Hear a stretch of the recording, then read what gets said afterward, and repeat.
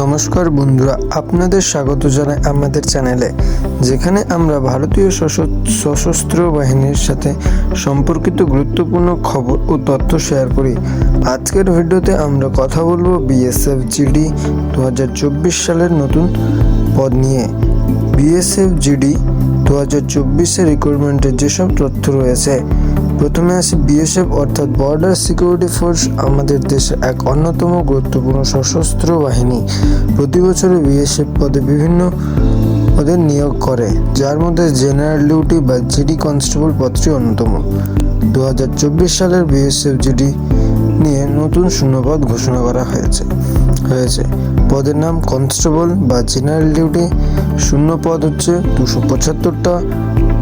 শিক্ষাগত যোগ্যতা মাধ্যমিক পাস বা দশম শ্রেণী পাস। বয়সসীমা 18 থেকে 23 বছর।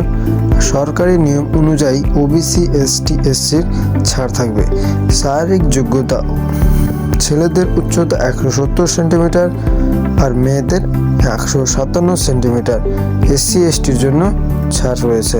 দৌড় 5 কিলোমিটার 24 মিনিটে পুরুষ, আর 1600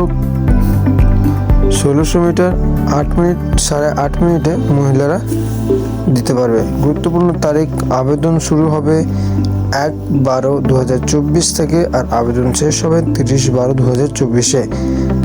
এবার আমরা জানবো আবেদন কিভাবে করবে। বিএসএফ জিডি 2024-এ আবেদন করতে হবে অনলাইনে।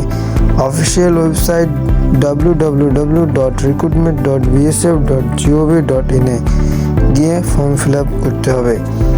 আবেদন শেষ তারিখ এবং অন্যান্য গুরুত্বপূর্ণ তারিখগুলো আপনাদের নজরে রাখতে হবে।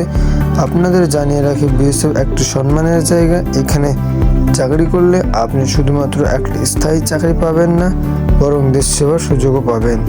তাই যারা যোগ্য এবং উৎসাহী তারা অবশ্যই আবেদন করুন।